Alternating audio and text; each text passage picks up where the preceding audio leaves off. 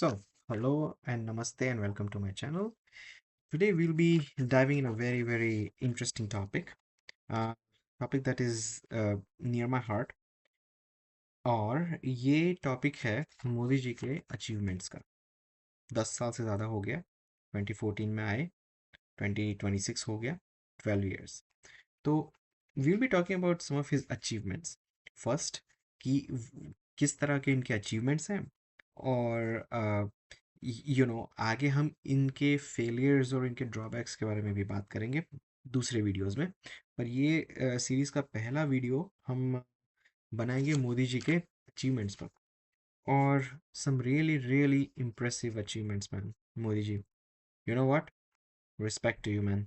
You are doing what is right, although there is a lot of things to worry about, but by and large things are okay, under control for now at least. So let's go with the rank wise, okay? Which one are his top achievements? और मेरे हिसाब से top achievements में से first rank है उनका India का economic growth और global standing. Nothing like that my friend. जबरदस्त। ये कभी हुआ नहीं था। अगर आप 2013 से पहले भी देखें, we were in fragile five economies. Fragile five means we were not doing great, we were very weak. The economy could have been fallen, something happens and you will be the first one to be crushed. इसका मतलब ये है fragile five का, आप अच्छा नहीं कर रहे थे। ठीक है।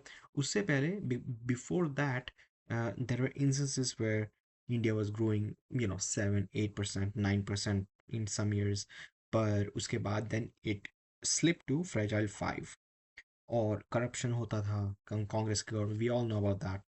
कांग्रेस की गवर्नमेंट में कैसे करप्शंस होते थे और किस तरह ये लोग मतलब पूरा बंटाधार किया था, बेड़ा गर्क किया था कंट्री का। ये इन्होंने स्टॉप किया और इकोनॉमी को आगे ले गए। इकोनॉमी इतनी आगे बढ़ गई भाई कि मैंने रिपोर्ट्स के हिसाब से कहते हैं कि 162% का ग्रोथ हुआ है लास्ट टेन ईयर्स में, 12 ईयर्स में। इनफैक्ट जब जब से इन्होंने संभाला देश, तब से 162% growth, making India the fifth largest economy. Very soon, within no time, they will be India will become the third largest economy. It is all because of Modi ji. Modi ji, आपने जो किया है उसके लिए तो आपको कॉन्ग्रेचुलेशन बनता है और आपके ऊपर तालियां भी बनती है। ठीक है। तो ये तो आपने किया ज़बरदस्त। और मुझे ये लगता है कि अगर ये गवर्नमेंट का सबसे बड़ा अचीवमेंट है तो वो है इकोनॉमी। उसके बाद डिजिटल रेवोल्यूशन जो आया, UPI, unified payment interface, right? ये अब सबके पास है यूपीआई। यू नो चाय वाले के पास से लेकर कि कोई लारी से वेजिटेबल्स बेच रहा हो उसके पास भी, किसी के पास भी, दुकानदार दुकानदार सबके पास यूपीआई होता है। और ये यूपीआई की वजह से पूरा रेवोल्यूशनाइज हो गया है, बिलीव इट और नॉट। आज India is, if I am not mistaken, India is the biggest country with the digital online transactions. ठीक है। और it will only grow more. ये नीचे नहीं जा रहा है, ये ऊपर ही जाएगा। तो ये इनका अचीवमेंट है। मुझे याद है अभी भी, गाइस, कांग्रेस के एक बड़े नेता हुआ करते हैं, चिदम्बरम का। he was once upon a time he was a finance minister, home minister and all that. He was a very big shot in UPA government. तो उसने क्या कहा था 2016 में, ये रोल आउट होने के टाइम पे, कि अरे कैसे होगा ये कैसे होगा मोदी जी, हमारे यहाँ के जनता तो गरीब है, इनको पढ़ना तक नहीं आता, ये कहाँ से यूपीआई यूज़ करेंगे, कंप्यूटर यूज़ करेंगे, फ़ोन यूज़ करेंगे, स्मार्टफोन। उस टाइम मोदी जी ने कहा था कि मुझे अपने देश पे भरोसा है और अंडर एस्टिमेट मत करे देश को और देश के लोगों को। और ये करारा तमाचा आज के टाइम पे कांग्रेस को मारा है।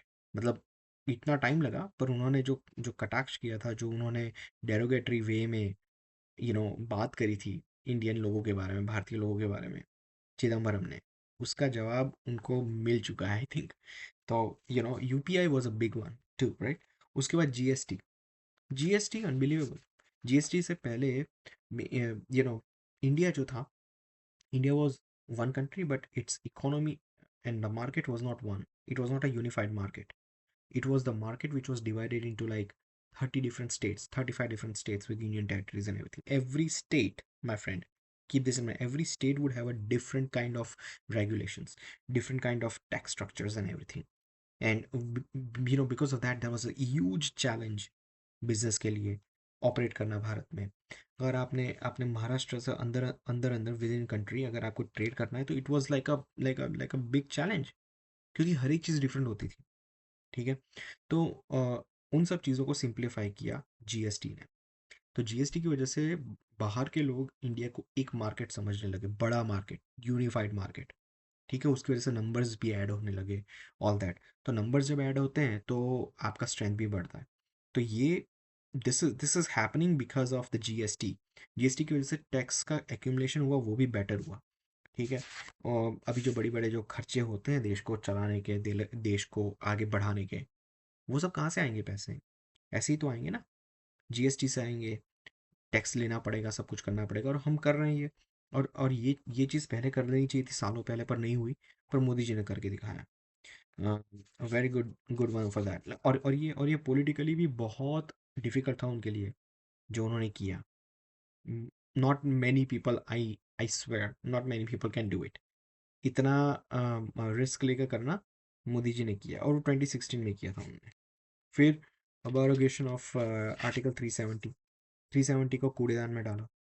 राइट. लोगों को लगता था कि ये होगा ही नहीं कभी, 370 इज़ परमानेंट. पर उन्होंने एक पॉलिटिकल स्पाइन दिखाया, एक दम दिखाया, और उन्होंने वो किया जो करना चाहिए. इस गंदे से आर्टिकल 370 को कूड़ेदान में डाला, विच वॉज ग्रेट. वो एक बहुत बड़ी अचीवमेंट है मेरे हिसाब से. फिर Ayushman Bharat, my friends, Ayushman Bharat. Believe it और not, this Ayushman Bharat, according to the reports, 50 crore low income beneficiaries हैं इसमें. 50 करोड़. क्या होता है यार, पूरा का लाइक मल्टी, अब देखा जाए तो पूरा यूरोप आ गया 50 करोड़ में. राइट. 50 करोड़. एनीवे. तो और उसमें क्या, this actually, Ayushman Bharat is world's biggest health assurance scheme. Not insurance, insurance नहीं कर रहे हैं यहाँ, कोई पे नहीं करना किसी को. हेल्थ एश्योरेंस मतलब गवर्नमेंट कह रही है फिक्र मत करो, हम हैं, हम आपका ख्याल रखेंगे, 5 लाख तक का खर्चा हम उठाएंगे आपका, just because you are a citizen of Bharat. तो ये बहुत बड़ी बात है. एक एक गरीब कंट्री में, एक मिडिल मिडिल इनकम कंट्री में ऐसी सुविधाएं देना एक रेवोल्यूशनरी स्टेप है. सो इसके लिए एक बहुत बड़ा क्रेडिट उनको देना चाहिए. अ, फिर आया अपना स्वच्छ भारत. स्वच्छ भारत में भी, as per the report I am looking, mind blowing है. नंबर्स नंबर्स दिमाग चकरा देते हैं. सैनिटेशन कवर 38% था 2014 तक. आज close to 100% sanitation cover. Sanitation coverage क्या होता है? सैनिटेशन कवरेज मतलब प्रॉपर ड्रेनेज और गटर लाइंस और टॉयलेट्स वॉयलेट सब बनाना, और उसका जो नेटवर्क होता है, पाइप्स वाइप्स सब कुछ. राइट. सैनिटेशन फैसिलिटीज़ में गंदा जो मल है, वो सब चीज़ें जो होती है वो जाती है एक वेस्ट मैनेजमेंट प्लांट में, और वहाँ से फिर प्रोसेस होता है पूरा, वो सब होता है सैनिटेशन नेटवर्क. तो इंडिया में अभी सैनिटेशन नेटवर्क 100% हो चुका है, ओनली बिकॉज ऑफ स्वच्छ भारत. ठीक है.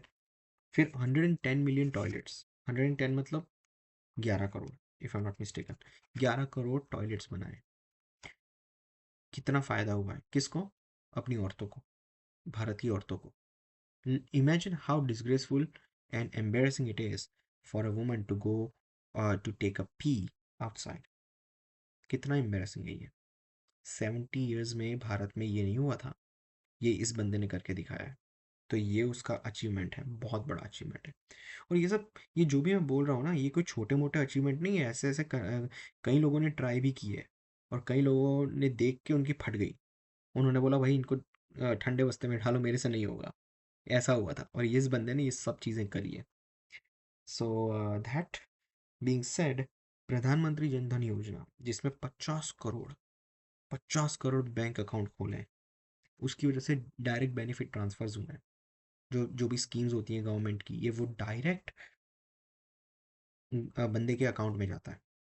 पहले क्या होता था? It was going through government. Right. उसमें फिर ब्यूरोक्रेसी इन्वॉल्व होती थी, अ, नेता इन्वॉल्व होते थे, एमएलएज इन्वॉल्व होते थे, फिर लोकल लेवल के कार्डर्स जो होते हैं पॉलिटिकल पार्टी के, वो इन्वॉल्व होते थे। पैसे निकलवाना भी बहुत बड़ा चक्कर था, तो उसके लिए कार्डर्स वार्डर्स को पैसा वैसा, तो बहुत करप्शन था ये सब चीज़ों में। और कहते हैं मतलब राजीव गांधी ने कहा था ना ये कि 1 रुपया देता हो तो 80 पैसे जाते हैं करप्शन में और 20 पैसे मिलते हैं उस बंदे को। तो ये हुआ यहाँ, 80 पैसे जा रहे थे, इस बंदे ने डायरेक्ट 1 रुपया डाला है तो 1 रुपया जाएगा। एक एक 80 पैसे डाले हैं तो 80 पैसे ही पहुंचेंगे उसको, 50 पैसे नहीं पहुंचेंगे। तो ये सब चीज़ें जो है ना, it is small, I mean दिखने में स्मॉल लगती है, छोटी लगती है, पर ये छोटी नहीं है, ये बहुत बड़ी बड़ी चीज़ें हैं भाई लोग। तो हमें ये समझना होगा कि यू नो क्या, वेयर वी आर हेडिंग, और हमें हमें हमें हम किस बंदे के लिए बात कर रहे हैं। देर इज़ मेरा मोदी जी से बहुत प्रॉब्लम है, मतलब है मेरा इश्यूज उनके, हम बात करेंगे उसके बारे में फ्यूचर में, पर जिस बंदा जो क्रेडिट डिजर्व करता है ना, उसको वो क्रेडिट देना चाहिए। और मैं इसलिए आया हूँ यहाँ कि मैं सही बात करूँ। लोग जो है वो सही बात नहीं करते भाई लोग। सॉरी, हम ऑफ टॉपिक जा रहे हैं। Anyway, let's go with the number 8, infrastructure boom my friends. Infrastructure में भारत ने 60% से भी ज़्यादा हाईवे नेटवर्क लास्ट 12 ईयर्स में बनाए। जितना था उससे 60% ज़्यादा हो गया। 100 किलोमीटर्स का नेटवर्क था, तो आज वो 160 किलोमीटर का हो गया, जस्ट विद इन 12 ईयर्स। ठीक है।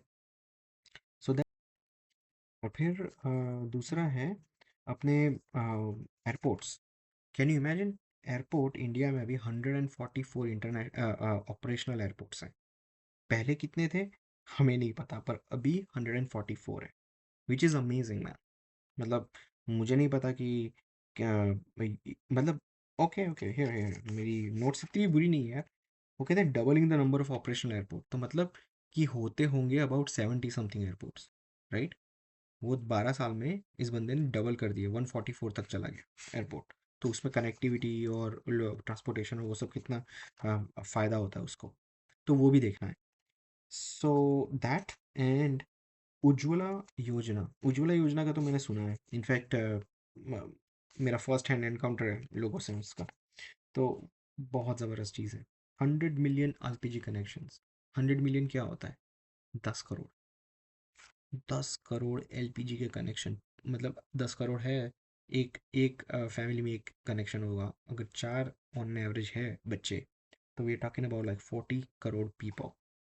40 crore people, no, not even 40 man, we are talking about like you know crores of people, forget about that. Anyway, so reduce pollutions, right.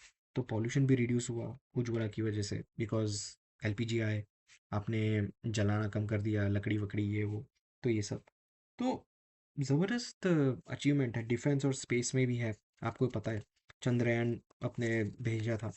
That Chandrayaan, my friend, India was the first country to land on south pole. South pole पे, moon के south pole पे land करना was a challenge, nobody took it, India did. And वो एक that was like a mission, right, कि हम कहाँ खड़े हैं, हम कौन से किस किस लेवल के टेक्नोलॉजिकली डेवलप्ड कंट्री हैं हम। तो ये सब चीज़ें जो हैं, ये रिफ्लेक्ट करती है इंडिया की global capabilities, technological space capabilities, right. And even defence defence में भी बहुत ज़बरदस्त किया है मेक इन इंडिया के माध्यम से और सबसे। तो हमें इन सब से ये पता चलता है कि बंदे ने काम तो बड़ा किया है भाई।